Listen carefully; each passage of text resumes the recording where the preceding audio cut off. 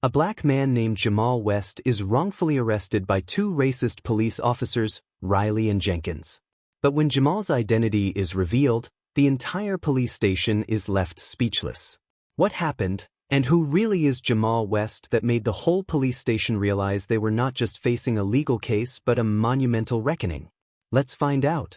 But before we get into the story, comment below where you're watching from today, and if you like this story, don't forget to subscribe. It was a typical morning in the heart of the city. The sun was just beginning to peek over the tall buildings, casting long shadows on the bustling streets below. The sound of car horns, distant sirens, and chatter filled the air. People were starting their day, rushing to work, grabbing coffee, or walking their dogs. The neighborhood was alive, vibrant, and full of energy. Among the crowd, Jamal West walked calmly, a contrast to the hurried pace around him. Jamal was in his mid-30s, dressed in a sharp-tailored suit. His polished shoes clicked against the pavement as he made his way down the street. A warm smile played on his lips as he adjusted the cuffs of his crisp white shirt. His presence commanded attention, not because he sought it, but because of the quiet confidence he exuded. He was the kind of man who turned heads without trying. He had just finished breakfast at a local diner, a place he frequented when he had time. The staff knew him by name, and they always made sure his order was just right: scrambled eggs, turkey bacon, and a side of fruit. As he approached his car, a sleek black sedan parked on the street, Jamal felt the familiar buzz of his phone in his pocket. He pulled it out and saw a message from his mother, reminding him about their dinner plans that evening. Smiling, he typed out a quick reply, letting her know he hadn't forgotten. He was looking forward to it. Family was everything to him. Just as he was about to unlock his car, Jamal noticed two police officers walking toward him. Their eyes were fixed on him, and their expressions were hard, unreadable. Jamal didn't recognize them, but that wasn't surprising. New officers often rotated through the neighborhood. What was unusual, though, was the intensity of their gaze. Jamal had grown up knowing how to handle himself around the police, especially as a black man. His father had taught him early on to always stay calm, be respectful, and never give them a reason to escalate a situation. Those lessons were etched into his mind. "Excuse me, sir," one of the officers called out as they approached. Jamal stopped and turned to face them, still holding his phone in one hand. "Yes, officer?" Jamal replied, his voice steady and polite. He noticed the name on the officer's badge, Riley. The other officer, Jenkins, stood slightly behind, his hand resting on his belt near his holster. "Can I see some ID?" Riley asked, his tone sharp, almost demanding. There was no greeting, no explanation for why they had approached him. Jamal had been through situations like this before, but something about this encounter felt different. There was a tension in the air that made his instincts kick in. "May I ask why?" Jamal responded, keeping his voice calm. He didn't want to escalate the situation, but he also knew his rights. He hadn't done anything wrong, and there was no reason for them to ask for his identification. Riley's eyes narrowed, and a smirk tugged at the corner of his mouth. "Just show us your ID, sir. It's a simple request." Jamal held the officer's gaze for a moment, then slowly reached into his jacket pocket. "All right," he said, pulling out his wallet, "but I'd still like to know why I'm being asked for it." As he handed over his driver's license, he noticed Jenkins shift slightly, as if preparing for something. Jamal's senses heightened, but he kept his composure. Riley took the ID and looked it over, but his expression didn't change. "What are you doing in this neighborhood?" Riley asked, his tone accusatory. Jamal's eyebrows furrowed slightly in confusion. "I'm just heading to my car," he answered truthfully. "Is there a problem?" Riley ignored the question. "Where are you coming from?" "I had breakfast at the diner down the street," Jamal replied. "Like I said, is there a problem, officer?" Riley's eyes flicked up to meet Jamal's, and there was a flicker of something, annoyance perhaps, before he handed the ID back.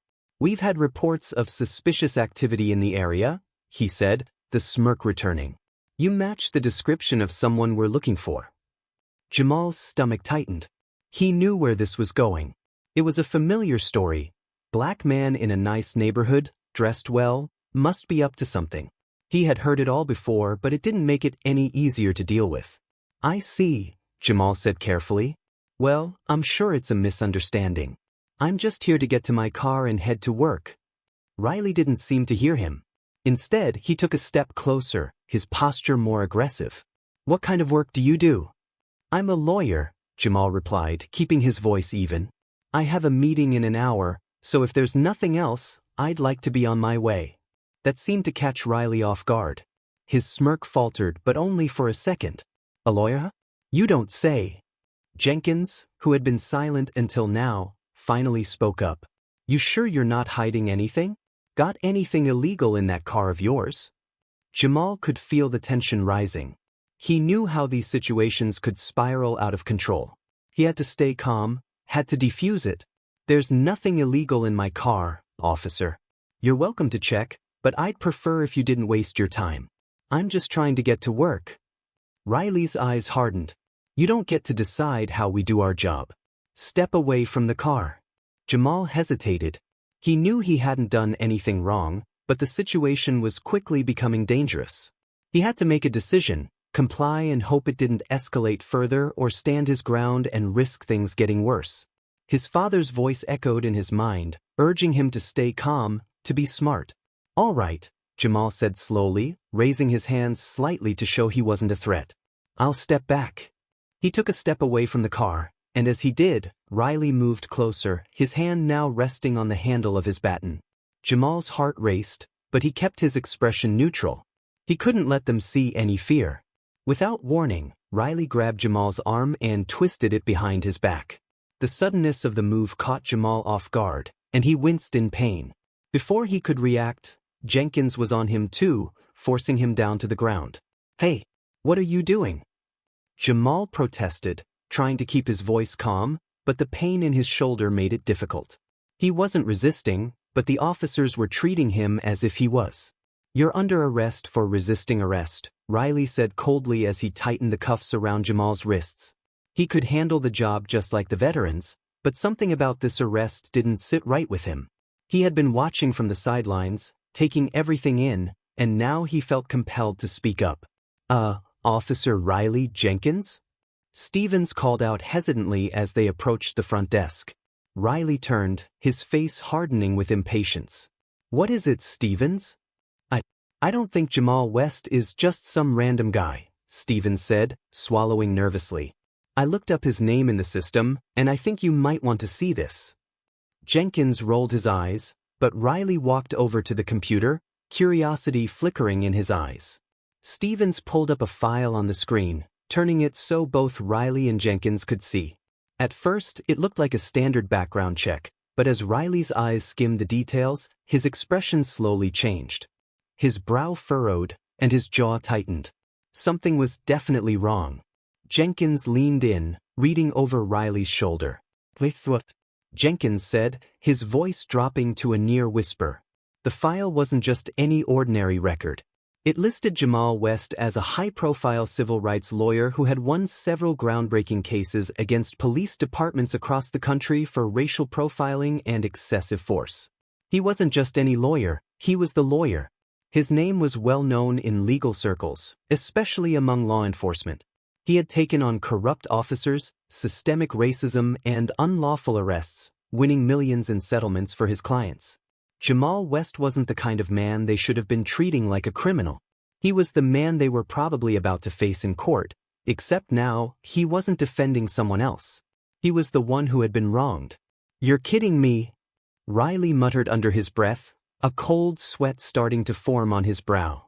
He could already see how this was going to play out. The wrongful arrest of Jamal West would make headlines. The department would be scrutinized, and Riley and Jenkins would be at the center of it all. Jenkins stepped back, his face paling. We need to fix this. Now. Fix it? Riley hissed, his panic rising. How do we fix this? We cuffed him, slammed him on the ground, and brought him in for nothing. This is a disaster. Stevens stood awkwardly to the side, realizing the gravity of what he had just exposed. He hadn't meant to cause a scene, he just thought the officers would want to know who they were dealing with. But now, he could see the storm brewing. Back in the holding cell, Jamal sat calmly, his mind working through the events of the morning. He had recognized the moment Riley and Jenkins put their hands on him that this wasn't just another random stop. No, this was going to be something much bigger. And now, as the officers scrambled outside the cell, Jamal knew he had the upper hand. Minutes later, Riley and Jenkins returned to the cell, their faces a mix of tension and forced calm. Jenkins fumbled with the keys before unlocking the door. Mr. West, Riley began, his voice strained. There seems to have been a misunderstanding. Jamal looked up at them, his expression neutral.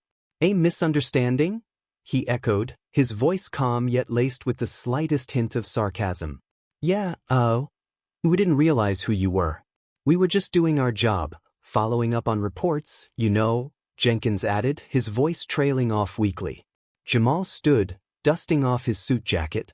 Your job, he repeated, his gaze sharp as it settled on the two officers. Riley shifted uncomfortably. Going to let you go now.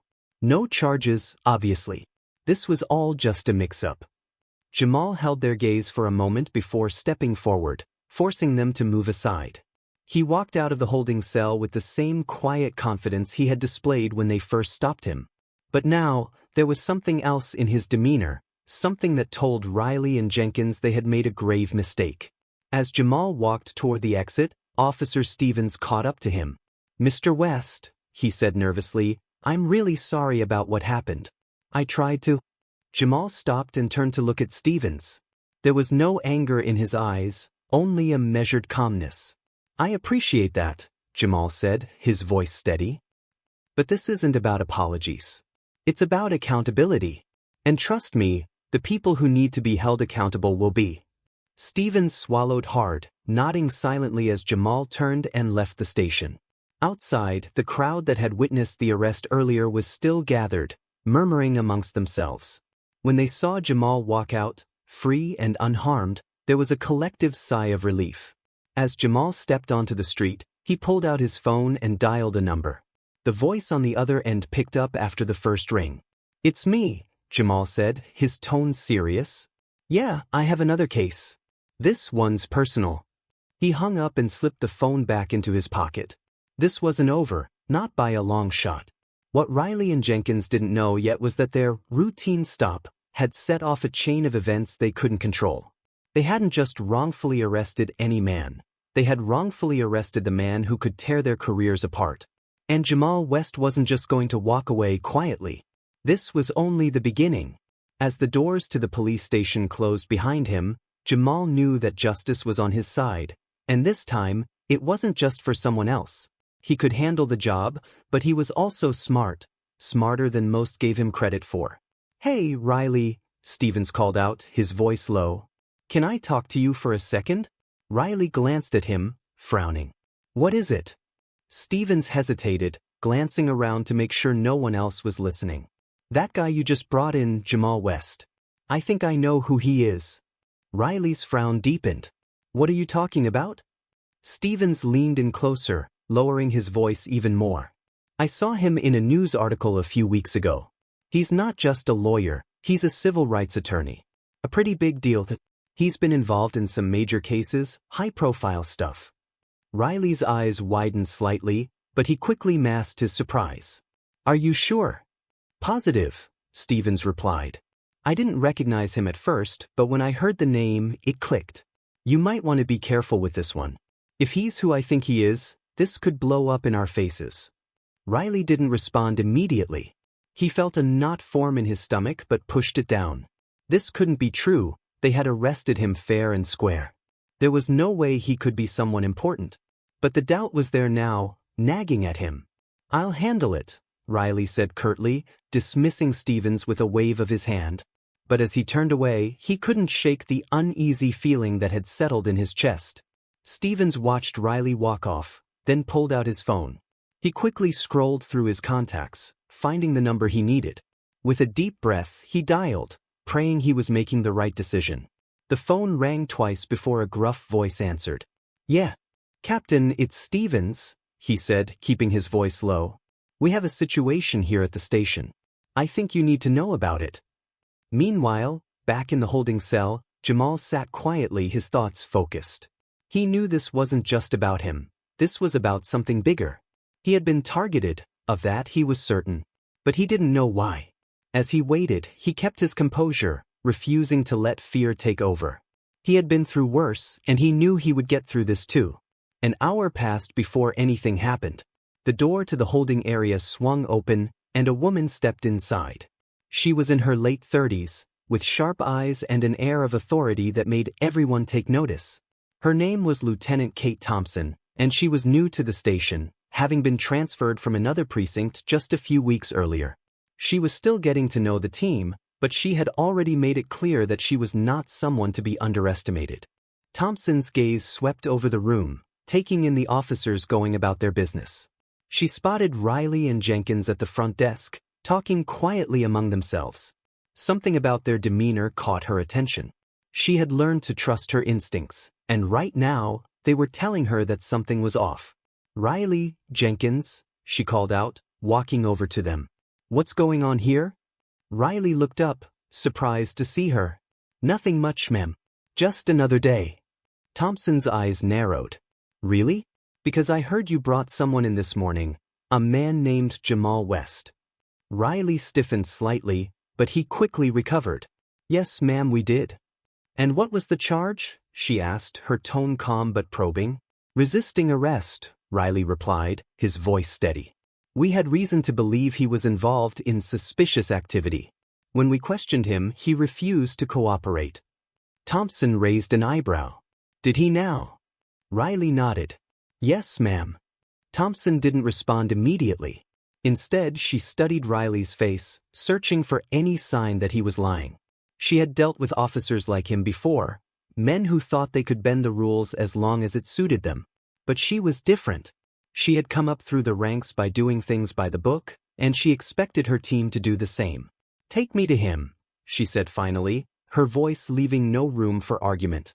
Riley hesitated for a fraction of a second before replying, "Right this way, ma'am." As they walked toward the holding cells, Thompson couldn't shake the feeling that there was more to this than Riley was letting on. When they reached Jamal's cell, she stopped, her gaze locking onto the man inside. He was sitting on the bench, his hands folded in his lap, his posture relaxed despite the circumstances. There was something about him, something that made her pause. "This is him?" she asked, turning to Riley. "Yes, ma'am," Riley confirmed. "Like I said, he resisted arrest, so we had no choice but to bring him in." Thompson didn't respond right away. Instead, she opened the cell door and stepped inside. Jamal looked up, meeting her gaze with calm, steady eyes. He didn't seem intimidated, but he also didn't seem defiant. He was just composed. "Mr. West," Thompson said, her voice measured. "I'm Lieutenant Kate Thompson. I'm here to ask you a few questions." "Of course, Lieutenant," Jamal replied politely. "I'm happy to cooperate." Thompson nodded, appreciating Jamal's calm demeanor. "I've been told that you resisted arrest, which led to your being brought in. I'd like to hear your side of the story." Jamal kept his gaze steady. "Lieutenant, I did no such thing. I complied with every instruction given to me by Officers Riley and Jenkins. I was walking to my car when they stopped me. I asked them why I was being detained, and that simple question seemed to escalate the situation.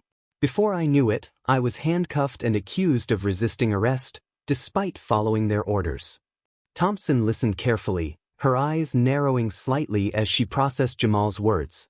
There was something about his tone, calm, measured, but with an underlying firmness that suggested he wasn't just another man trying to talk his way out of trouble. She turned to Riley, who was standing a few feet behind her, his expression carefully neutral. "Is that true, Riley?" Thompson asked, her voice sharp. "Did Mr. West comply with your instructions?" Riley shifted uncomfortably. "Well, he questioned us and things got tense. We had reason to believe he might be hiding something." Thompson's gaze hardened. "And what exactly was that reason?" Riley hesitated, unable to come up with a convincing response. "It was just a gut feeling, ma'am."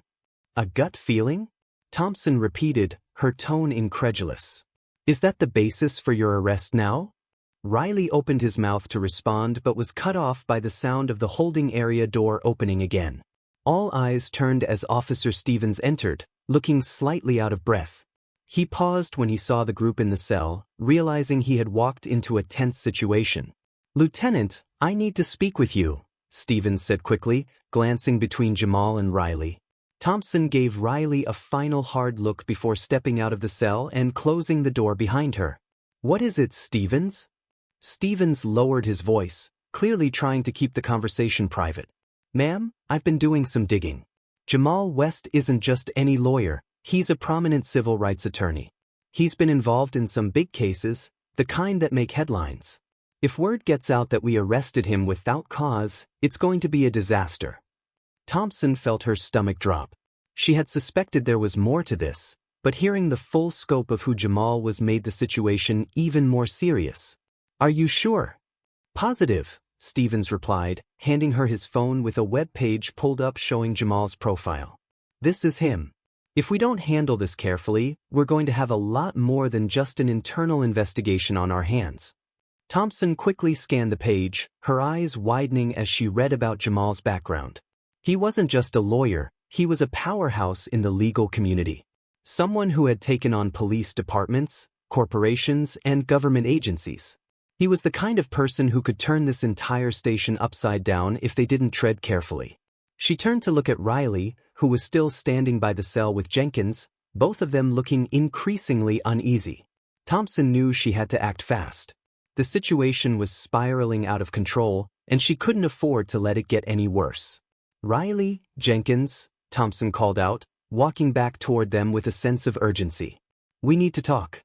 Now." The two officers exchanged a glance before following Thompson out of the holding area. Once they were in a more private part of the station, Thompson rounded on them, her expression fierce.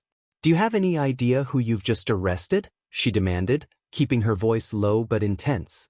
"Jamal West isn't just some random guy off the street. He's a civil rights attorney with a reputation for taking on cases of police misconduct. If he decides to file a lawsuit against us, we're all going to be in serious trouble." Riley paled slightly. Riley could handle the job, but he was also smart, smarter than most gave him credit for. "Hey, Riley," Stevens called out, his voice low. "Can I talk to you for a second?" Riley glanced at him, frowning. "What is it?" Stevens hesitated, glancing around to make sure no one else was listening. "That guy you just brought in, Jamal West. I think I know who he is." Riley's frown deepened. "What are you talking about?" Stevens leaned in closer, lowering his voice even more. "I saw him in a news article a few weeks ago. He's not just a lawyer, he's a civil rights attorney, a pretty big deal too. He's been involved in some major cases, high-profile stuff."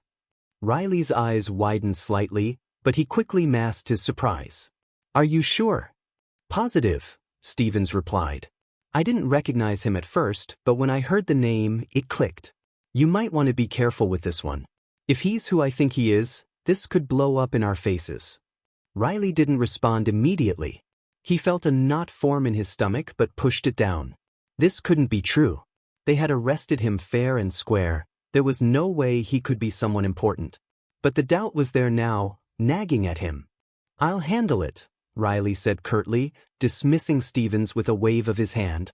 But as he turned away, he couldn't shake the uneasy feeling that had settled in his chest. Stevens watched Riley walk off, then pulled out his phone. He quickly scrolled through his contacts, finding the number he needed.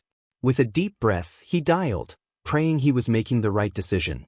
The phone rang twice before a gruff voice answered. "Yeah. Captain, it's Stevens," he said, keeping his voice low. "We have a situation here at the station I think you need to know about." Meanwhile, back in the holding cell, Jamal sat quietly, his thoughts focused. He knew this wasn't just about him. This was about something bigger. He had been targeted, of that he was certain, but he didn't know why. As he waited, he kept his composure, refusing to let fear take over. He had been through worse, and he knew he would get through this too. An hour passed before anything happened. The door to the holding area swung open, and a woman stepped inside. She was in her late 30s, with sharp eyes and an air of authority that made everyone take notice. Her name was Lieutenant Kate Thompson, and she was new to the station, having been transferred from another precinct just a few weeks earlier. She was still getting to know the team, but she had already made it clear that she was not someone to be underestimated. Thompson's gaze swept over the room, taking in the officers going about their business. She spotted Riley and Jenkins at the front desk, talking quietly among themselves. Something about their demeanor caught her attention. She had learned to trust her instincts, and right now, they were telling her something was off. "Riley, Jenkins," she called out, walking over to them. "What's going on here?" Riley looked up, surprised to see her. "Nothing much, ma'am, just another day." Thompson's eyes narrowed. "Really? Because I heard you brought someone in this morning. A man named Jamal West." Riley stiffened slightly, but he quickly recovered. "Yes, ma'am, we did." "And what was the charge?" she asked, her tone calm but probing. "Resisting arrest," Riley replied, his voice steady. "We had reason to believe he was involved in suspicious activity. When we questioned him, he refused to cooperate." Thompson raised an eyebrow. "Did he now?" Riley nodded. "Yes, ma'am."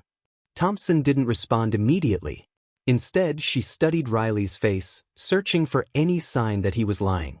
She had dealt with officers like him before, men who thought they could bend the rules as long as it suited them. But she was different. She had come up through the ranks by doing things by the book, and she expected her team to do the same. "Take me to him," she said finally, her voice leaving no room for argument. Riley hesitated for a fraction of a second before saying, "Right this way, ma'am." As they walked toward the holding cells, Thompson couldn't shake the feeling that there was more to this than Riley was letting on. When they reached Jamal's cell, she stopped, her gaze locking onto the man inside. He was sitting on the bench, his hands folded in his lap, his posture relaxed despite the circumstances. There was something about him, something that made her pause. "This is him?" she asked, turning to Riley. "Yes, ma'am," Riley confirmed. "Like I said, he resisted arrest, so we had no choice but to bring him in." Thompson didn't respond right away. Instead, she opened the cell door and stepped inside. Jamal looked up, meeting her gaze with calm, steady eyes. He didn't seem intimidated, but he also didn't seem defiant. He was just composed. "Mr. West," Thompson said, her voice measured. "I'm Lieutenant Kate Thompson. I'm here to ask you a few questions." "Of course, Lieutenant," Jamal replied politely. "I'm happy to cooperate." Thompson nodded, appreciating Jamal's calm demeanor. "I've been told that you resisted arrest, which led to your being brought in. I'd like to hear your side of the story." Jamal kept his gaze steady. "Lieutenant, I did no such thing. I complied with every instruction given to me by Officers Riley and Jenkins. I was walking to my car when they stopped me. I asked them why I was being detained, and that simple question seemed to escalate the situation. Before I knew it, I was handcuffed and accused of resisting arrest, despite following their orders." Thompson listened carefully, her eyes narrowing slightly as she processed Jamal's words. There was something about his tone, calm, measured, but with an underlying firmness, that suggested he wasn't just another man trying to talk his way out of trouble. She turned to Riley, who was standing a few feet behind her, his expression carefully neutral. "Is that true, Riley?" Thompson asked, her voice sharp. "Did Mr. West comply with your instructions?" Riley shifted uncomfortably. "Well, ma'am, he questioned us and things got tense. We had reason to believe he might be hiding something." Thompson's gaze hardened. "And what exactly was that reason?" Riley hesitated, unable to come up with a convincing response. "It was just a gut feeling, ma'am." "A gut feeling?" Thompson repeated, her tone incredulous. "Is that the basis for your arrest now?"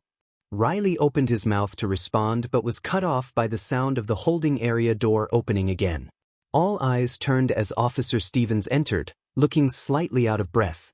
He paused when he saw the group in the cell, realizing he had walked into a tense situation. "Lieutenant, I need to speak with you," Stevens said quickly, glancing between Jamal and Riley. Thompson gave Riley a final hard look before stepping out of the cell and closing the door behind her. "What is it, Stevens?" she asked, lowering her voice, clearly trying to keep the conversation private. "Ma'am, I've been doing some digging. Jamal West isn't just any lawyer. He's a prominent civil rights attorney. He's been involved in some big cases, the kind that make headlines. If word gets out that we arrested him without cause, it's going to be a disaster." Thompson felt her stomach drop. She had suspected there was more to this, but hearing the full scope of who Jamal was made the situation even more serious. "Are you sure?" she asked. "Positive," Stevens replied, handing her his phone with a web page pulled up, showing Jamal's profile. "This is him. If we don't handle this carefully, we're going to have a lot more than just an internal investigation on our hands." Thompson quickly scanned the page, her eyes widening as she read about Jamal's background. He wasn't just a lawyer, he was a powerhouse in the legal community, someone who had taken on police departments, corporations, and government agencies. He was the kind of person who could turn this entire station upside down if they didn't tread carefully. She turned to look at Riley, who was still standing by the cell with Jenkins, both looking increasingly uneasy. Thompson knew she had to act fast. The situation was spiraling out of control, and she couldn't afford to let it get any worse. "Riley, Jenkins," Thompson called out, walking back toward them with a sense of urgency. "We need to talk now." The two officers exchanged a glance before following Thompson out of the holding area. Once they were in a more private part of the station, Thompson rounded on them, her expression fierce. "Do you have any idea who you've just arrested?" she demanded, keeping her voice low but intense. "Jamal West isn't just some random guy off the street. He's a civil rights attorney with a reputation for taking on cases of police misconduct. If he decides to file a lawsuit against us, we're all going to be in serious trouble." Riley paled slightly, his bravado faltering. "Ma'am, he didn't say anything about being a lawyer." "It doesn't matter," Thompson snapped. "You should have done your due diligence before bringing him in. Now we have to figure out how to handle this, and fast." As she spoke, the sound of raised voices from outside the station began to filter in. Thompson's head snapped up, her heart sinking as she realized what was happening. The crowd outside was growing larger, and they were getting louder. She could hear the unmistakable chants of protesters demanding justice and Jamal's release. "Great," Thompson muttered under her breath. "Just what we needed." Stevens, who had been hovering nearby, stepped forward. "Lieutenant, the community is already fired up about this.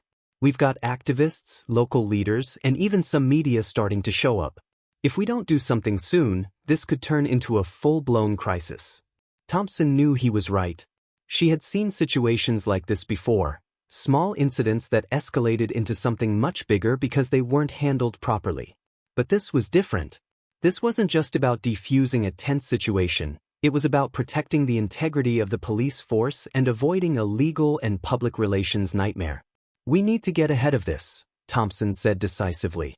"Riley, Jenkins, I want you to prepare a full report on the arrest, detailing every step you took and why.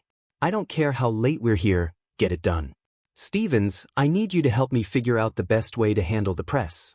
We need to control the narrative before it gets out of hand." As the officers scattered to carry out her orders, Thompson felt the weight of the situation pressing down on her. She had only been at the station for a few weeks, and already she was dealing with a potential disaster. But she wasn't about to let this ruin her career or the reputation of her department. Inside the holding cell, Jamal remained seated, his mind racing as he listened to the commotion outside. He could hear the crowd growing louder, their voices echoing through the station. He knew his family would be among them, along with the community leaders and activists who had always stood by him. They wouldn't let this go unanswered. A sense of hope flickered in his chest, but he knew it was too soon to feel relieved. The police were still in control, and they could easily manipulate the situation to their advantage.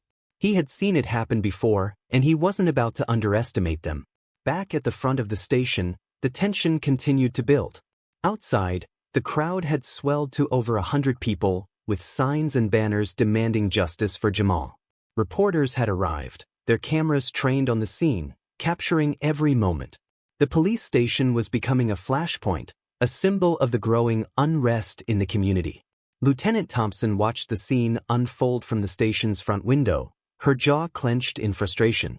She knew she had to do something, but she was walking a tightrope. One wrong move, and everything could explode. But if she did nothing, the situation would spiral out of control on its own. She turned to Stevens, who was standing beside her, looking equally concerned. "We need to release him," she said finally, her voice tight. It's the only way to de-escalate this. Stevens nodded in agreement. But how are we going to explain it to the media? They're not going to just accept that we let him go without an explanation. Thompson thought for a moment before answering. We frame it as a misunderstanding. Say that after reviewing the evidence, we determined there was no basis for the arrest and decided to release him. We'll emphasize that we take these matters seriously and that we're committed to justice and fairness. It wasn't a perfect solution, but it was the best they had. With any luck, it would be enough to calm the crowd and prevent the situation from escalating further. Thompson knew it wouldn't be easy, but she had no other choice. She had to think about the bigger picture, the department, her career, and the potential fallout if they didn't handle this properly. Thompson turned away from the window and headed back to the holding area. She was determined to resolve this before it got any worse. As she walked through the station, she passed by Riley and Jenkins, who were furiously typing up their reports. She paused for a moment, her gaze hardening. When this is over, we're going to have a long conversation about what went wrong here, she said coldly. And trust me, it won't be pretty. Riley swallowed hard, nodding silently. He knew he was in deep trouble, but there was nothing he could do now except hope that Thompson could fix the mess they had created.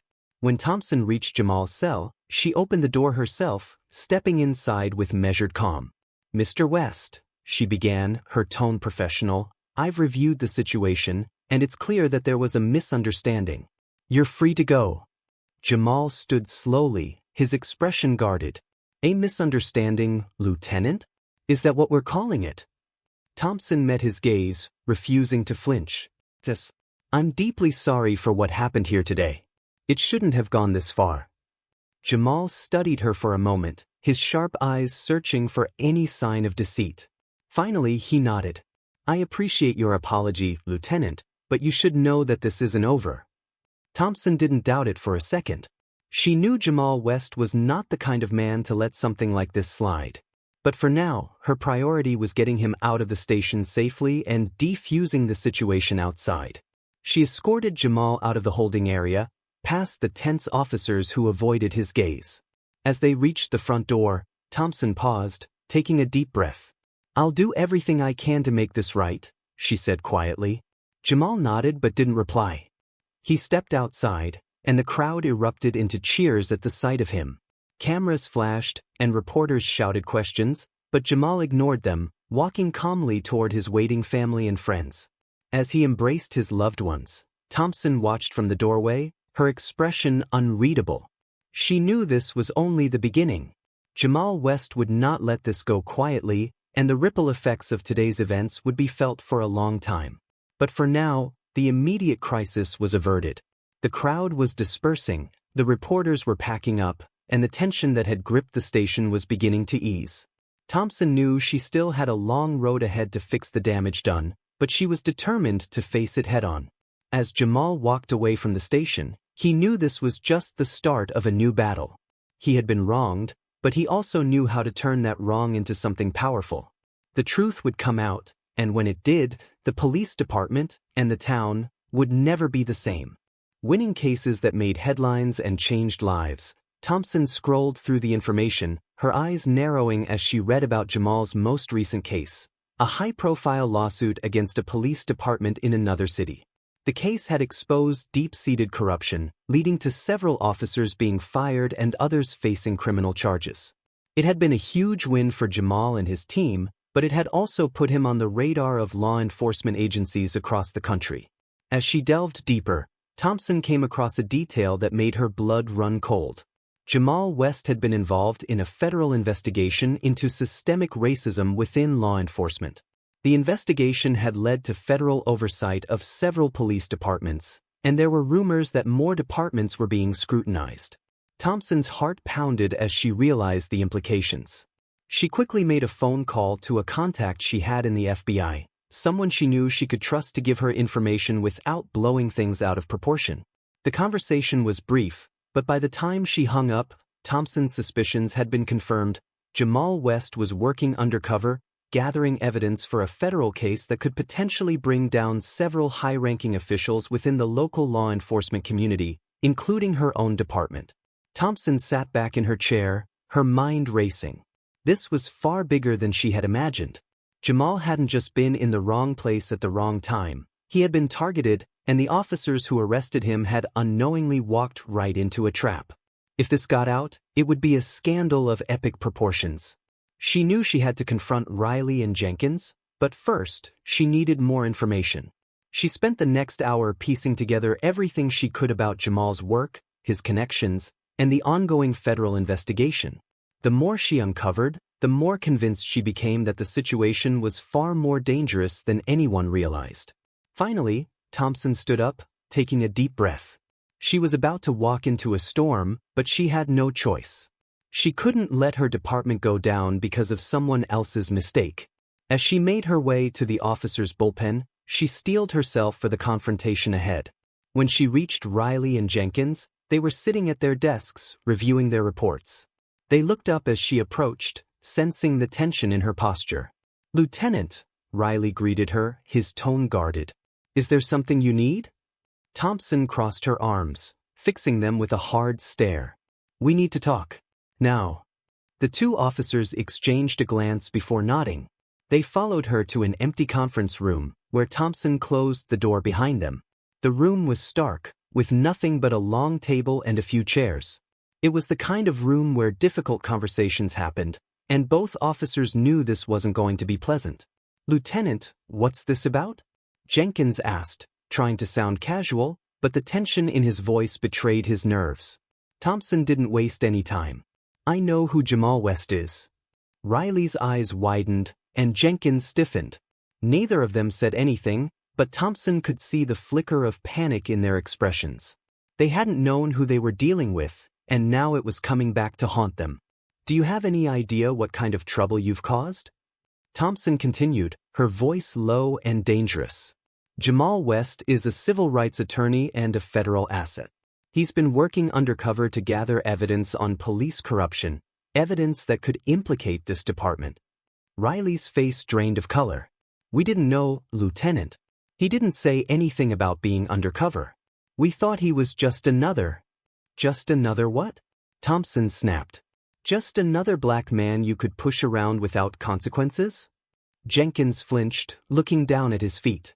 Riley opened his mouth to respond, but no words came out. Thompson could see the realization dawning on them, the weight of what they had done settling in.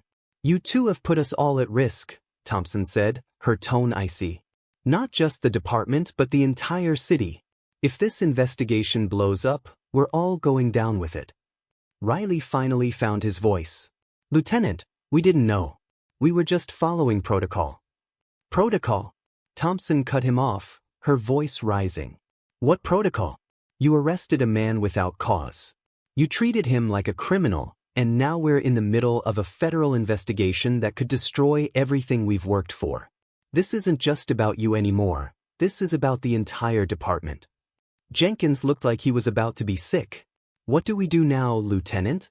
Before Thompson could answer, the door to the conference room burst open, and Chief of Police Frank Daniels stormed in.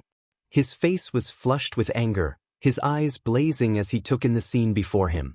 "Lieutenant Thompson," he barked, his voice booming. "What the hell is going on here?" Thompson straightened, meeting the chief's furious gaze. "Chief, we have a serious problem. Jamal West is—" "I know exactly who Jamal West is," Chief Daniels interrupted, his voice dripping with venom. "And I know exactly what kind of mess you've made, Thompson." Thompson blinked in surprise. "Chief, Save it," Daniels snapped, cutting her off again. "Do you have any idea what kind of position you've put this department in? We've got a civil rights attorney working undercover in our city, and you've just handed him all the ammunition he needs to take us down. This is a disaster, and it's on you." Thompson's jaw tightened. "With all due respect, Chief, it's not just on me. Officers Riley and Jenkins made the arrest without cause, and now we're all paying the price." Daniel's eyes flicked to Riley and Jenkins, his expression hardening. "We'll deal with them later. Right now, we need to focus on damage control." Thompson nodded, trying to stay composed. "I've already started looking into the situation. There's a federal investigation into systemic racism within law enforcement, and it's tied to recent federal oversight of local police. Jamal West has been gathering evidence for that investigation, and if we don't handle this carefully, it could destroy us. Daniel's anger simmered just beneath the surface, but he kept it in check. What's our next move? Before Thompson could respond, there was a knock on the conference room door. A young officer poked his head in, looking nervous. "Chief, Lieutenant, there's someone here to see you. He says it's urgent." Daniels frowned. "Who is it?" The officer swallowed. "A federal agent. His name is Williams." The room fell silent as the weight of those words settled in. Thompson exchanged a tense glance with the chief. This was the moment they had been dreading. "Send him in," Daniels ordered, his voice tight. The young officer nodded and disappeared down the hallway. A moment later, the door opened again, and Agent Mark Williams stepped inside. He was a tall, imposing man with a stern expression and an air of authority that commanded attention. His dark suit was impeccably tailored, and the badge clipped to his belt gleamed in the fluorescent light. "Chief Daniels, Lieutenant Thompson," Agent Williams greeted them curtly, his eyes scanning the room. "We need to talk." Daniels squared his shoulders, trying to maintain control of the situation. "Agent Williams, I'm sure we can explain." Williams held up a hand, silencing him. "There's no need for explanations, Chief. I'm well aware of what's happened here, and let me be clear, this is a very serious matter." Thompson felt her pulse quicken as she studied the agent. There was no mistaking the severity in his tone. Whatever was about to happen, it was going to be significant. "Jamal West is a key asset in a federal investigation," Williams continued, his voice measured. "An investigation that has been months in the making. His arrest was a mistake that could have far-reaching consequences if not handled properly." Daniels shifted uncomfortably. "We understand that, Agent Williams. We're prepared to cooperate fully." "Good," Williams replied, his tone clipped. "Because right now, your cooperation is the only thing that's going to keep the situation from escalating further." Thompson's mind raced as she tried to grasp the full extent of what was happening. This wasn't just about Jamal West anymore. This was about the entire department, the entire city, and if they didn't tread carefully, it could all come crashing down. Williams' gaze hardened as he addressed the room. "You will provide him with a formal apology on behalf of the department. Any resistance to these orders will be met with swift consequences." Thompson and Chief Daniels exchanged a glance, both understanding the gravity of Agent Williams' words. The atmosphere in the room had shifted from tense to dire. This was no longer about saving their reputations, it was about survival. "We'll do whatever it takes," Daniels said, his voice steady but edged with reluctance. "We need to make this right." "Good," Williams responded, his eyes narrowing as he stepped further into the room. "Because if you don't, the entire department will be implicated and no one will be spared from the fallout." Thompson felt a knot form in her stomach. She had spent years building her career, and in an instant, everything seemed to be crumbling around her. Her reputation, the department, the city, everything was on the line, and it all hinged on how they handled the next few moments. "Agent Williams," Thompson began, trying to keep her voice calm and measured, "how do we proceed from here?" Williams took a breath and crossed his arms, his demeanor cool but commanding. "First, I'll need a written statement from the department, acknowledging the mistake made during Jamal West's arrest. It needs to include a formal apology and a commitment to cooperating with the ongoing federal investigation." Thompson nodded, though she could feel the weight of the request. "We'll get that done immediately." "And second," Williams continued, his voice dropping slightly, "you'll need to release Jamal West immediately. Quietly, without drawing attention." Daniels shifted in his seat. "That's already being arranged. He'll be out within the hour." Williams seemed satisfied, but the tension in the room remained thick. He studied both of them for a moment before speaking again. "One more thing," he added, his tone growing more intense. "We'll need full access to the department's records, everything related to this arrest and any others that might show similar patterns. This isn't just about Jamal West anymore, it's about the larger issues at play." Thompson exchanged a quick glance with Daniels. They both knew that opening up the department's files would expose far more than just a few bad arrests. There were decades of practices that, under scrutiny, could destroy the department's credibility. Daniels, however, nodded. You'll have access to whatever you need. We have nothing to hide. Williams raised an eyebrow, his expression unreadable. We'll see about that. He turned to leave, pausing at the door. Expect a team of federal investigators by tomorrow morning.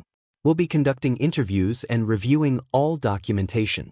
I suggest you start preparing your officers. With that, Agent Williams walked out, leaving the room in heavy silence. Thompson let out a breath she didn't realize she had been holding. She turned to face Daniels, who was rubbing his temples in frustration. We're in deep, Daniels muttered. This could be the end of the department as we know it. Thompson nodded, her mind racing with the implications. We need to get ahead of this. Cooperating with the feds is our only option, but we also have to start making internal changes immediately. Daniels looked up, his eyes narrowing. What do you mean? I mean we need to clean house, Thompson said firmly. The feds are going to find more than just this one arrest. We need to start rooting out the corruption ourselves before they do it for us. If we show we're serious about reform, we might have a chance to survive this. Daniels leaned back in his chair, his expression hard. And who do we start with? Thompson didn't hesitate. Riley and Jenkins. They're the ones who made the arrest without cause. They need to be held accountable and fast. Daniels nodded, though his face was still etched with reluctance. Agreed. We'll suspend them immediately. But that's just the beginning. We have a lot of work to do. The door creaked open again, and the young officer who had earlier delivered the message from Agent Williams stepped in hesitantly. His face was pale, and he looked nervous.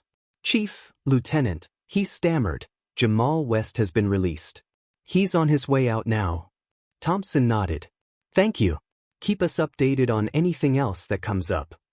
The officer nodded quickly and disappeared, leaving Thompson and Daniels alone once more. Daniels let out a long sigh, running a hand through his graying hair. This is going to be the hardest thing we've ever done, Thompson. She nodded, feeling the full weight of the situation settling over her like a suffocating blanket. But if we don't do it, the entire city will suffer. We need to rebuild trust, not just with the feds, but with the people we're supposed to protect. Daniels stood, straightening his uniform and exhaling deeply. All right, let's get to work. Together, they left the conference room, a storm brewing both inside and outside the department. As they walked into the bullpen, the eyes of every officer turned toward them, sensing the shift in the air. Thompson knew that the road ahead was uncertain, and there would be no easy fixes. But for the first time, they were on the path to accountability, and maybe, just maybe, redemption. As they prepared for the federal team's arrival, Thompson couldn't shake the feeling that this was only the beginning. There would be fallout, serious fallout, and not everyone would survive the coming storm. But if they played their cards right, the department might emerge stronger, cleaner, and ready to serve the city in a way it had failed to do for far too long. One thing was certain, things would never be the same again. Future, not just for ourselves, but for the generations that will come after us. As the applause swelled, Jamal stepped back from the podium, his message delivered. The crowd's response was overwhelming, a surge of support that filled him with determination. He knew this was just the beginning of a long and difficult journey, but he was ready for it. He was ready to lead the fight for justice, to hold those in power accountable, and to ensure that the voices of the marginalized were heard. As Jamal made his way through the crowd, embracing friends and supporters, Lieutenant Thompson watched from the steps of the station. She felt a mixture of relief and resolve. Relief that the immediate crisis had been averted and resolve to see the changes through. She knew that the department had a long road ahead, but with people like Jamal West leading the charge, she believed they could make it. Thompson turned to Chief Daniels, who was still standing by the podium, his expression a mixture of exhaustion and determination. We have a lot of work to do, she said quietly. Daniels nodded, his eyes fixed on the crowd. Yes, we do, but we'll get through this. As the crowd began to disperse, Thompson noticed a figure lingering at the edge of the gathering. The man was tall, dressed in a dark suit, with an air of quiet authority. He watched Jamal with an intense gaze, his expression unreadable. Curious, Thompson made her way over to the man. Can I help you? she asked. The man turned to her, his eyes sharp and focused. "I'm here to speak with Mr. West," he said, his voice low and controlled. "I have a message for him." Thompson frowned, studying the man more closely. There was something about him that put her on edge, something she couldn't quite place. "Who are you?" The man smiled slightly, but the warmth didn't reach his eyes. "Just someone who has a vested interest in seeing justice done." Before Thompson could respond, the man turned and walked toward Jamal, disappearing into the crowd. She watched him go, a sense of unease settling in her gut. Whoever he was, she had a feeling this wasn't the last time they would see him. As the sun began to set, casting long shadows across the station steps, Thompson knew that the events of the day were just the beginning. The fight for justice was far from over, and the road ahead was filled with uncertainty. But for the first time in a long time, she felt a glimmer of hope. Hope that maybe, just maybe, they could finally start to make things right. Across the city, in a small community center, another important meeting was taking place.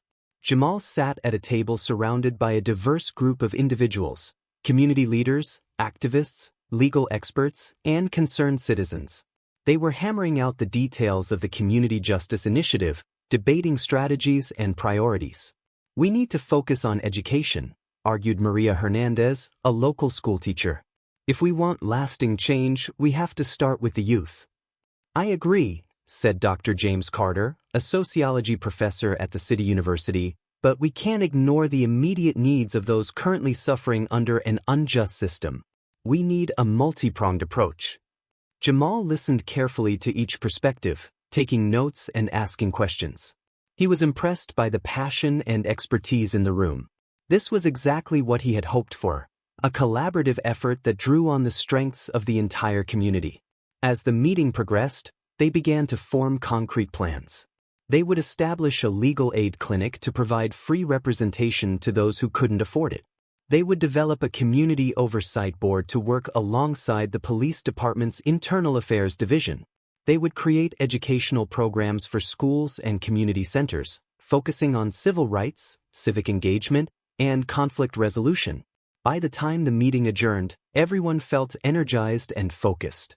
They had a long road ahead, but they had taken the first steps together. As the weeks turned into months, the city began to see small but significant changes. The police department, under the watchful eye of Lieutenant Thompson and the newly established Oversight Board, implemented new training programs focused on de-escalation techniques and cultural sensitivity. Officers like Stevens, who had shown a genuine desire to improve, were given opportunities to work directly with community leaders and social workers. The Community Justice Initiative, meanwhile, had hit the ground running. Their legal aid clinic had already taken on dozens of cases, providing representation to individuals who had been wrongfully arrested or subjected to police misconduct.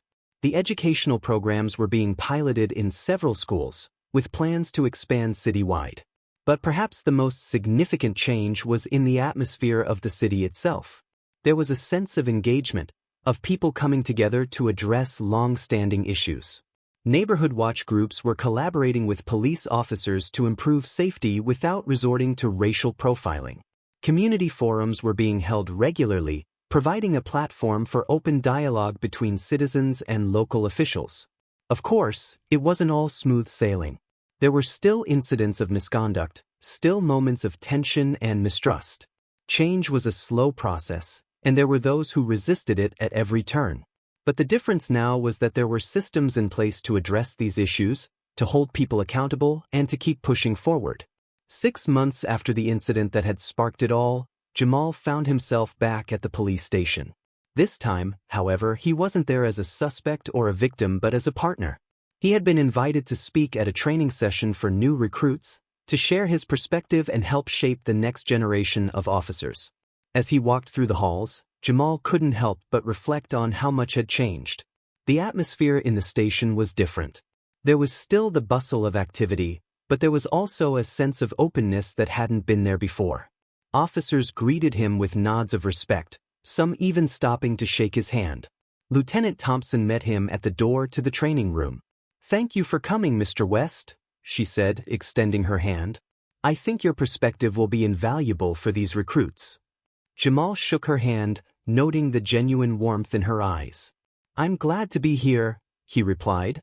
"And please call me Jamal." As they entered the room, Jamal saw rows of young faces looking up at him. Some seemed curious, others a bit wary. He understood their hesitation. He represented a challenge to the way things had always been done, but he also saw in them the potential for real change. "Good morning," he began, his voice calm and steady. "My name is Jamal West, and I'm here to talk to you about justice. Not just the kind of justice you'll be sworn to uphold, but the kind of justice that goes beyond badges and courtrooms. The kind of justice that's about treating every person you encounter with dignity and respect." As he spoke, sharing his experiences and insights, Jamal could see the recruits listening intently. They asked thoughtful questions, engaged in respectful debate, and seemed genuinely interested in learning how to be better officers. After the session, as Jamal was gathering his notes, one of the recruits approached him. She was young, barely out of her teens, with a determined set to her jaw. "Mr. West," she said, her voice slightly hesitant, "I just wanted to thank you for coming today. I joined the force because I wanted to make a difference, to help people. But after everything that's happened, I started to wonder if I was making a mistake. Listening to you today reminded me why I'm here." Jamal smiled, touched by her sincerity. "What's your name?" he asked. "Sarah," she replied. "Sarah Johnson." "Well, Sarah," Jamal said, "I'm glad you're here. The department needs people like you, people who want to make a difference, who are willing to question and learn. Don't lose that spirit." As Sarah walked away, Jamal felt a surge of hope. It was people like her, he realized, who would ultimately determine whether the changes they were fighting for would last. Later that evening, Jamal sat in his office at the Community Justice Initiative, reviewing case files and reports. The work was never-ending, but he found it deeply fulfilling. Each small victory, each life improved, made all the long hours and sleepless nights worth it. A knock on the door interrupted his thoughts. He looked up to see Maria Hernandez, the teacher who had been instrumental in developing their educational programs. "Jamal," she said, excitement evident in her voice. "I just got out of a meeting with the school board. They've approved our curriculum for all high schools in the district." Jamal stood up, a broad smile spreading across his face. "That's fantastic news, Maria. Your hard work is really paying off." Maria beamed, but then her expression turned more serious. "It's all of our hard work, Jamal. None of this would be happening without you, without what you went through." Jamal shook his head. "I may have been a catalyst, but this movement is so much bigger than me. It's about all of us working together to create the change we want to see." As they discussed the details of the curriculum rollout, Jamal felt a deep sense of satisfaction. This was what real change looked like. Not just protests and speeches, but concrete actions that would shape the future of their community. Later that night, as Jamal finally headed home, he paused for a moment outside the office. The street was quiet, the city settling into its nighttime rhythm. He thought about how much had changed in just 6 months, and how much work still lay ahead. But as he looked up at the stars twinkling in the clear night sky, Jamal felt a sense of peace wash over him. They were on the right path. He knew it wouldn't be easy and there would be setbacks along the way, but as long as they kept pushing forward, kept working together, they could build the kind of community they all dreamed of, one where justice wasn't just a word, but a lived reality for everyone. With renewed determination, Jamal started walking home.